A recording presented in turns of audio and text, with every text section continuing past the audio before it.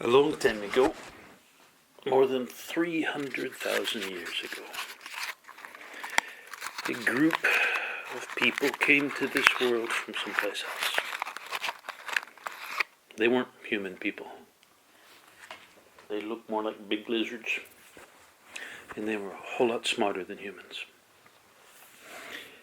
And they came from a star in what you know as the belt of the Archer Orion. And because they live hundreds of thousands of years, going someplace for 100,000 years to study something, 100,000 of your years, doesn't seem like a big deal to them. It's no more than a biologist going to spend 10 years living with apes to learn about ape behavior. You have biologists in your world who've done that. And they came here because humanity was awakening its sentience. They were going from the animal level to the ability to think. And they wanted to study a species going through that. So they picked some of their very best people and sent them here. And those people stayed and studied for a very long time. The thing is, there's something funky about your world. And since we're already talking about ETs and the scientific types who've already shut this off, I don't have to be cautious about my words. This thing is a scientific thing, this peculiar thing about your world. It's a kind of energy that flows in and changes everything so often. Kind of like a place that's very dry part of the year and then has torrential rains and then the rest of the year dries out. And so it has this weird cycle. And this energy you could call magic. It's not exactly, but it allows you to, if you're paying attention to it, use it to shape the world around you. And it's all the things that humans have called magic. Well, most of the things humans have called magic are things derived from working with this energy. And because humans grew up here, they evolved here, they're kind of immune to this stuff. Right, this much crazy energy makes you a bit nutty. It's sort of like, the idea that everyone gets weird on a full moon. Police officers say they have a lot more arrests and crazy behavior on a full moon. And, scientists say this is preposterous. It doesn't actually happen. But anybody who works in an insane asylum or with, the criminal element or whatever will tell you. People get loony on a full moon. The word loony, crazy, comes from the word for moon, lunar. It's a bit like that. Every several thousand years, you get sort of a full moon of this energy that makes you all a little nutty for a while. But you can handle it. These others coming from a different place where they didn't have any emotion, they couldn't handle it. And they went a bit nuts. And over a few thousand years, as that energy faded, they regained some of their stability. And they thought that was really awful. Let's avoid that.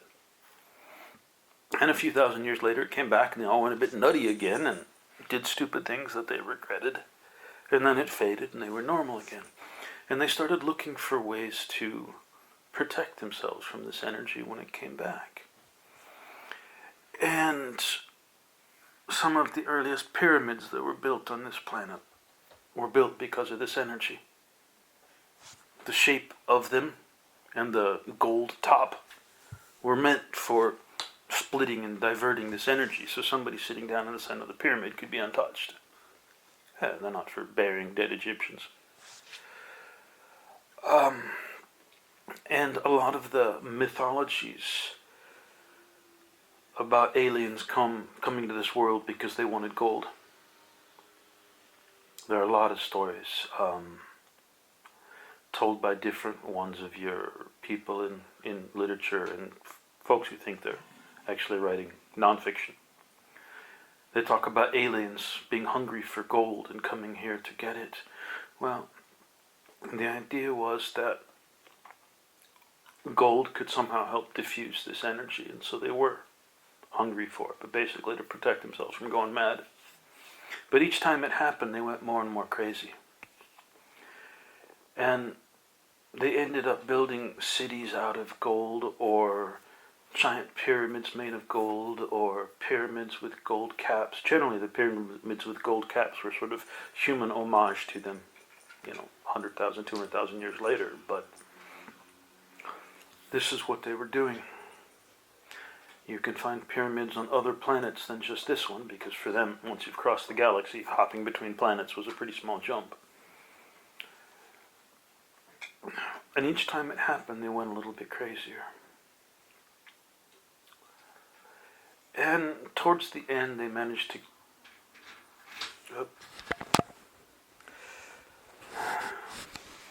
Towards the end of their time, when they were more and more nutty, they began to directly affect human society. They set themselves up as gods of different groups. They used the people as slaves. In their competition with one another, they had their human army go and kill off another human army, and this is where your stories, even biblical stories of God coming down and saying, go in this land and kill all the people, because they were playing a stupid, violent sort of chess game where they were raising up their armies and sending them to kill off the armies of others. And in time, they got crazy enough that they began to kill each other. In their society, for a number of reasons, murder is impossible. When you kill someone, the connection they all share causes great pain to everybody and kills you. So murder was always suicide, and folks just didn't do it. But they managed to start killing off one another. And it got down to the place not that long ago in your history where there were but two of them left. And they were both utterly mad. One female and one male. And she traditionally set herself up as a goddess. She used a lot of illusions so she could look like whatever she needed to for the people. She didn't want to look like some alien thing. She set herself up as a goddess of beauty, of love, and of war. And you wouldn't think those would go together. By love, she usually meant sex. Sometimes she covered motherhood in there, but she usually just meant a goddess of sex and a goddess of war. And if you look at the set of characteristics that are represented by a number of these goddesses through history, you'll find many of the masks she has worn. Asherah, Astarte, Ishtar. There's a huge number that you can pop up through history that all have the same characteristics. And she always represents those same things. She stimulates the sexual energies in people because that makes them most dynamic and aggressive. And then she's also the goddess of the hunt or the war, of death, of slaughter. And she always sets herself up as beautiful and, caring about the people, but she's always vicious. People are always scared of her. And he set himself up as a sort of father figure, but he's always misogynist in his cultures that he rules. Women are always kept as a lower class or even as slaves. This is because she basically uses the women. And so in all the cultures he set up, he wanted to take the power away from the women. And these two, the cultures, fought one another. And you can see these battles through history. The Europeans in your own history worshipped a goddess with a sort of consort who died and was reborn every year, so he was irrelevant.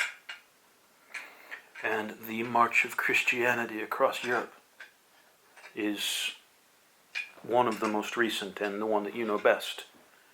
Instantiation of this God-father figure who is the male coming in and trying to wipe out the worship of the female figure. And this has happened again and again through tens of thousands of years. These two fighting their stupid fights. And you can find gods or goddesses all over the world who tend to have one of these two characteristics. And they're almost always the same. The god, the father figure who's savage and vicious and warlike, or the goddess of sex and violence who's vicious and cruel. It's not that.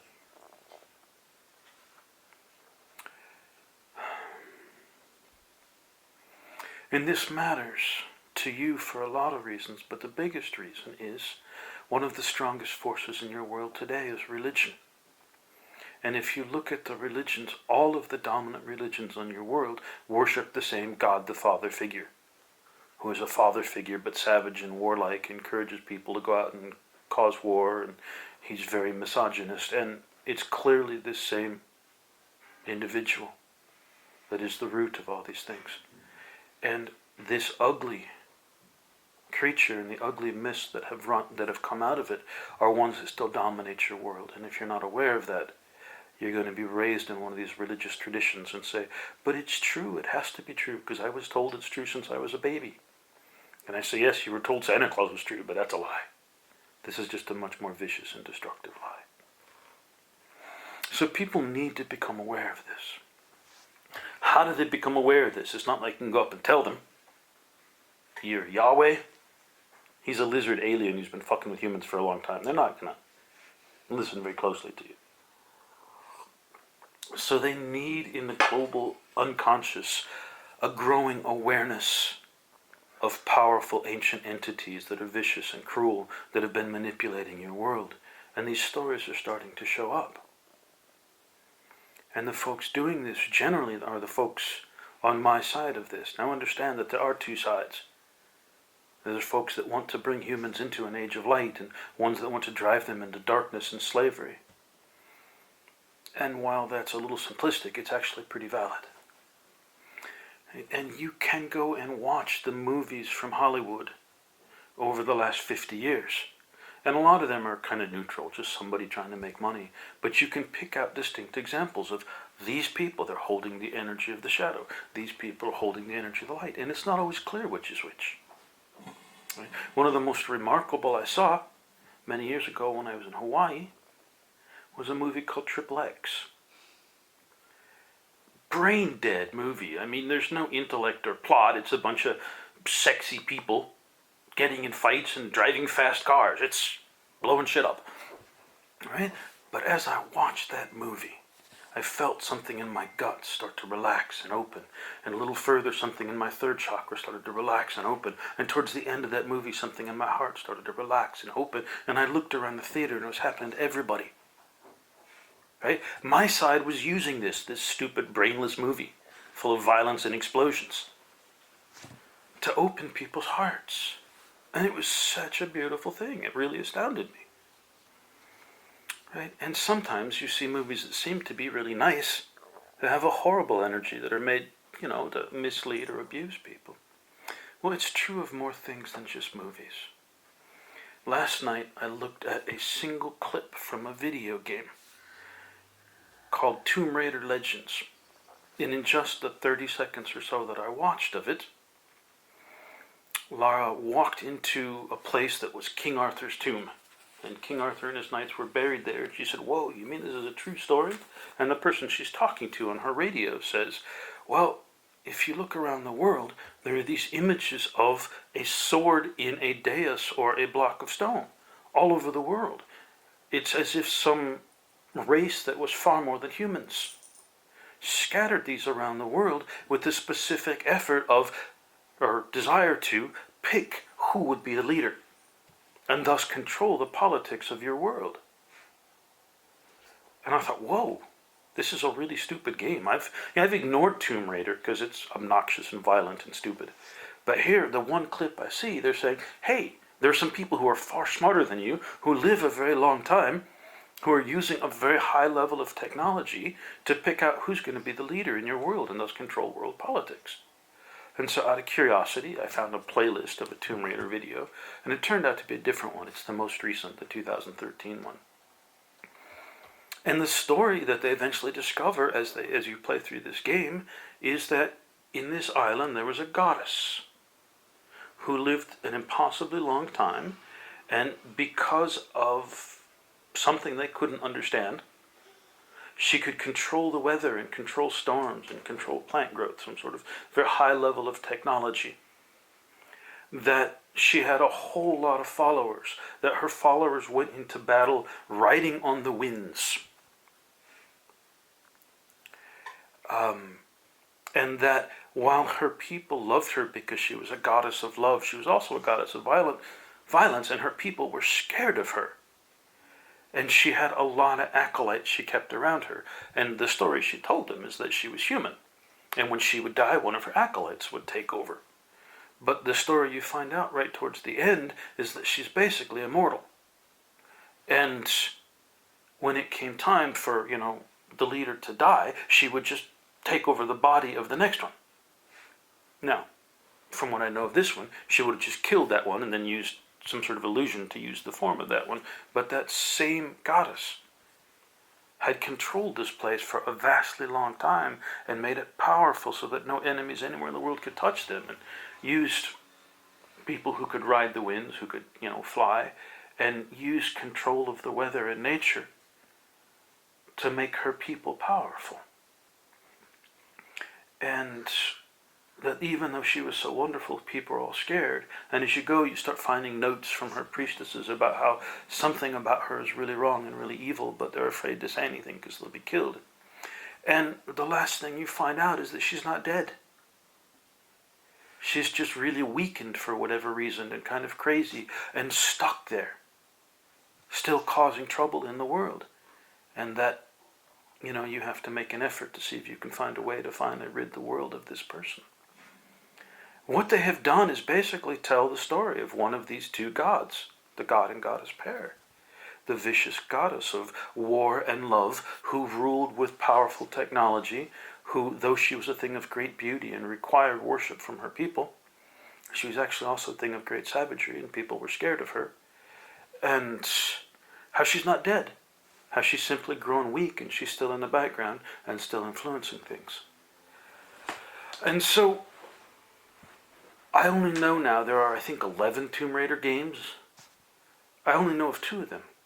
But both of them are telling the story of this ancient god and goddess, of this powerful extraterrestrial group who's been using magic in their seemingly infinitely long lives to control the politics of your world and create wars and, drive the development of cultures. Something that you guys need to be aware of, that I just explained you need to be aware of. And the Tomb Raider games, vastly successful. There's a huge number of them now. I don't know that they all do this because I haven't checked them all.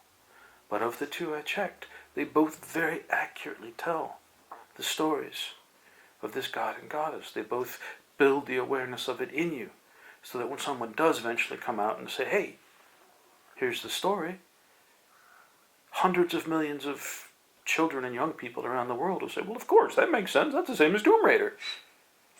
And so it may not be obvious because it's a game of insane violence. Killing hundreds of people and rivers of blood and piles of bones and mangled bodies all over the place. It's a really ugly, violent game. It's just like the XXX movie.